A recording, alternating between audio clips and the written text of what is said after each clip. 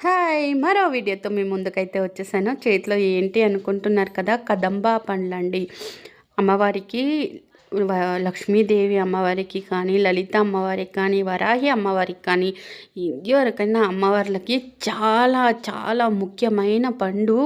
పండు అని చెప్పొచ్చు, పువ్వు అని చెప్పొచ్చు. అది పువ్వండి ఫస్టు. పువ్వంటే కదంబం పువ్వండి. కదంబం చెట్టు ఆకులు చూడండి ఇలానే ఉంటాయి. పండు ఆ పువ్వు ఒక్క పువ్వు సమర్పిస్తే 108 పువ్వులు సమర్పించినట్టండి. 108 పువ్వుల్లో ఉన్న శక్తి ఆ ఒక్క పువ్వు ఒక్క చెట్లోంచి పండవుతుంది కదండి. ఆ పువ్వు ఉంటుంది కదంబ పువ్వు. మీలో చాలామందికి తెలిసుంటుంది పువ్వు గురించి. మీరు కూడా దొరికితే అమ్మవారికి సమర్పించండి. మీకు చూపిద్దామని చెప్పి ఈ వీడియో చేస్తున్నాను. నా వీడియో మీకు కొత్తగా ఉండొచ్చు, చూడొచ్చు.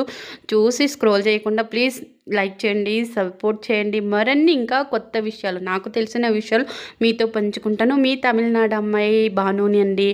మీరు ఇప్పటికీ నన్ను చాలా ఆదరిస్తున్నారు. ఇంకా నన్ను ఆదరిస్తారని, మీ సపోర్ట్ నాకు ఉంటుందని తప్పకుండా కోరుకుంటాను. చాలామంది చాలా పూజలు అవి చేసి పెడుతున్నారు. నాకు కొంచెం చాలా ఇష్టం అండి అలాంటి వీడియోస్ చూస్తుంటే. కానీ నాకు చాలా ఇష్టం. నా వల్ల అయ్యే వీడియో నేను పోస్ట్ పెడతాను. నాకు జ్ఞాపకాలుగా ఉంటాయి కదండి. అమ్మవారికి పూలు కొద్దామని చెప్పి అలా ట్రై చేస్తున్నాను. అంటే చెప్పులు వేసుకోలేదండి. చెప్పులు వేసుకుంటే అమ్మవారికి తీసుకెళ్తాం కదా, ఎలా అని చెప్పి చెప్పులు వేసుకోకుండా ముళ్ళుగుచ్చుకుంది. ఇంకా చెట్టుకి ఎక్కలేము, అమ్మవారు ఉంటారు ఆ చెట్లో అని చెప్పి విన్నాను. అందువల్ల చెట్టు ఎక్కలేదు. అందుకే ఆ పూలు కూడా అంత అమ్మవారికి విశేషం అనమాట.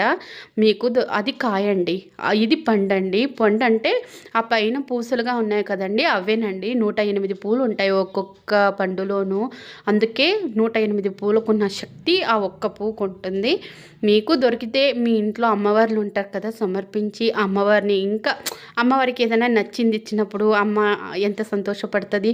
ఈ పువ్వు కానీ ఆ ఆకు కూడా చూడండి అలా ఉంటుంది. మీ ఇంట్లోనూ అమ్మవారు అంతే సంతోషిస్తారు.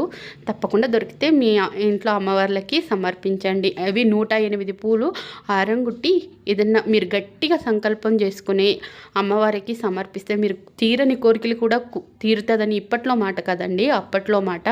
ఇది అప్పటి నుంచి ఉన్నాయి కానీ చాలామందికి తెలియదు అనమాట. ఇక్కడ ఈ తమిళనాడు సైడ్ అయితే చాలామందికి ఈ కదంబాలు అని తెలీదు. నాకు కూడా తెలీదు. రీజన్గా బయట వెళ్ళినప్పుడు ఒకరు కోసుకుంటుంటే ఏంటి అంటే చెప్పారు. ఇంకా వీడియోస్ కూడా కొన్ని చూశాను కాబట్టి నాకు తెలిసింది.